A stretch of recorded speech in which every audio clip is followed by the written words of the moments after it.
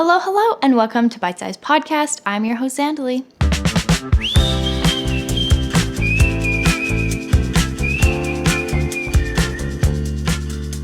Bitesized Podcast is a holistic nutrition podcast for pregnancy, postpartum, and baby starting solids to further educate you on all of the options available to support you on this journey.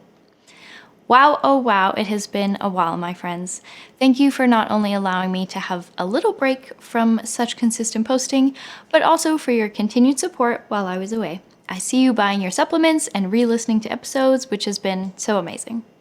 I'm very excited to be back. I spent so much time thinking about how I wanted to return, what I wanted to change, and how to better serve you as mothers and mothers-to-be. I'll be scaling back a little bit rather than aiming for 6 episodes a month. We'll be moving to 5, with the 5th episode being a book review. I love reading, and while I normally read fiction, any Emily Henry or Colleen Hoover fans out there? If so, I'd love to discuss that with you. But we are actually going to be reviewing books that you'll likely get recommended to you a bunch throughout pregnancy.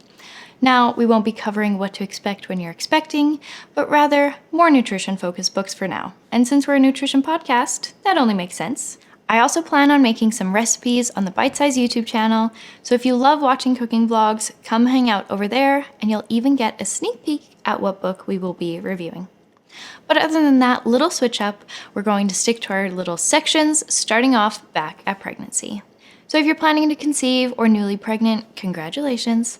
I'm very excited for you to listen to these upcoming episodes, and as a reminder, you can always go back and listen to the already published episodes where we go over some more basic information and general nutrition suggestions, as well as how to deal with morning sickness, low immunity, pelvic floor pain, so many things. If you're closer to that postpartum period or starting solids with your baby, we've got you covered in some previous episodes as well. So without further ado, in today's episode, we're covering an essential nutrient which takes a jump in the 2nd trimester and continues into the 3rd. We are talking about iron and protein. As we explore the significance of these nutrients for maternal and fetal health, we'll also discuss some of the latest research so you can be informed on this pregnancy journey. So if you can recall way back to when we discussed balancing meals, we talked about the macronutrient protein. Protein is an essential building block for all meals and is important for building muscle, tissue, bones, cartilage, skin, hair, and nails. So obviously important for all of the little details of the human you're growing, but also important for the placenta as well as your own skin, uterus, and breasts. A lot of current recommendations say that protein requirements throughout pregnancy are consistent. However, more recent research suggests that protein requirements increase as pregnancy progresses. Now, protein requirements can be worked out for your own person based on weight.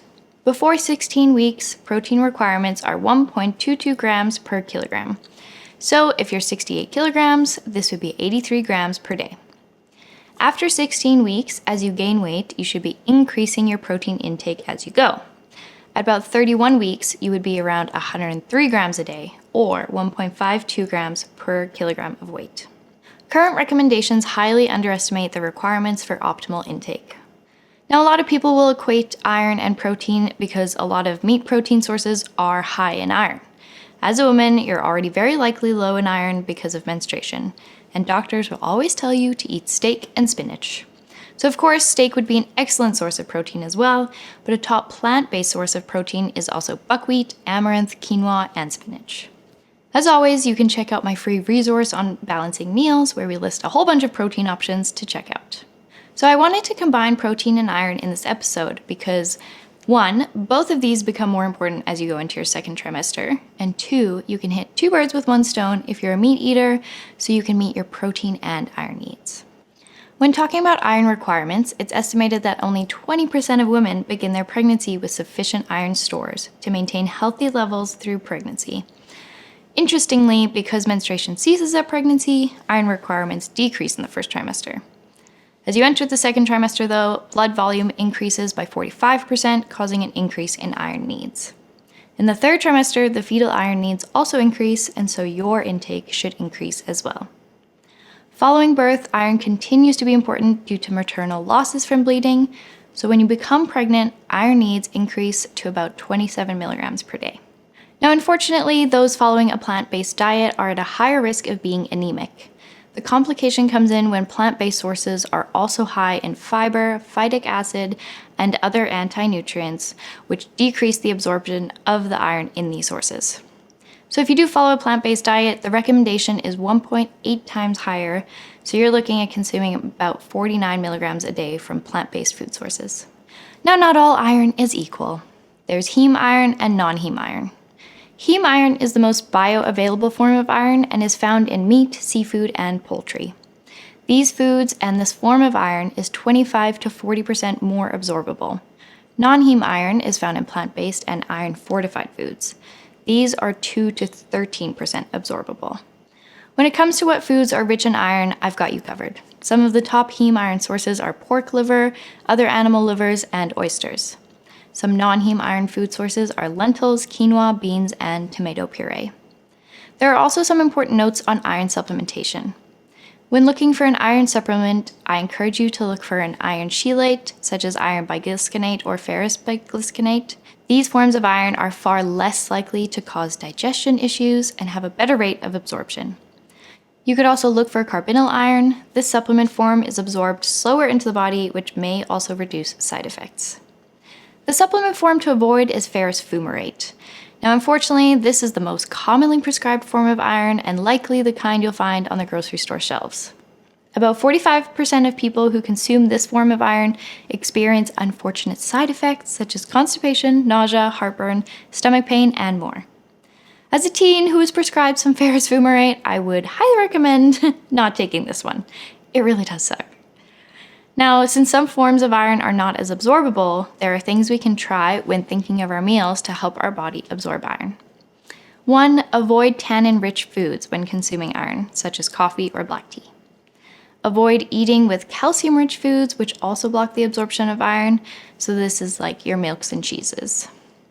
Try eating iron with vitamin C-rich foods like camu camu, acerola cherries, red and green bell pepper, and guava. 4. Cooking in a cast iron pan has also been said to increase iron content in food anywhere from 5 to 29 times. However, this widely differs depending on the food's acidity, moisture content, and cooking time. So I wouldn't count on this method alone, but if you enjoy cooking with cast iron, this is just a little added benefit. So in conclusion, I want to encourage you to eat more sources of protein, which can also be sources of iron beginning in the second trimester. This is a particular distinction if you're plant-based. Protein sources are going to be your pseudo-grains, while iron sources are going to be more legumes. If you're a meat eater, focus on animal liver sources for high protein and high iron, and mix in some fish as well. As we said before, about 80% of women will be deficient in iron before pregnancy begins, which means it's likely the majority of women who will need to supplement. This leads me to one of my favorite partners, Needed. I love that they have flexible plans when it comes to their iron supplements, as they realize iron needs change as pregnancy continues and can also change depending on the person. Now, of course, you've heard me rave about their prenatal supplement, and one of the unique things about their prenatal is that it doesn't contain any iron, so that you can adjust your iron as needed.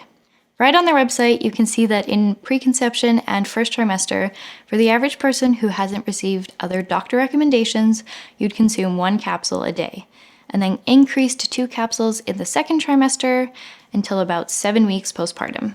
Again, depending on your personal needs. The best part is that the iron supplement from Needed is one of the best forms to consume, and they truly thought it through and also included an ingredient that helps your body better absorb it. You can use code Bitesized for 20% off. Don't forget about the rest of my discount codes. Whether you are on the journey to conceive, pregnant, or starting solids with your baby, I've partnered with some amazing companies to save you money and support you on this journey. Ovary for ovulation strips, pregnancy tests, and male fertility test needs. Whether you're trying to get pregnant or avoid it, these are good for you and the environment. Bitesize 10 for 10% off. And finally, be sure to check out Raising Humans Co. for all of your silicone tableware needs. Use my code Bitesized for 10% off by shopping at the link in my description. Don't forget to find us on Instagram at bitesized.podcast. And thank you so much for tuning in today, friends. Leave us a 5-star rating and review wherever you listen to your podcasts. And in case no one has told you today, you look ravishing. Bye. Although I am a certified holistic nutrition consultant, I am not your consultant. This podcast is for educational and entertainment purposes only and is not always specific to you and your needs. While I strive to provide you with the most up-to-date and accurate information about nutrition, this is not a substitute for professional medical advice, and you should not solely rely on the information herein.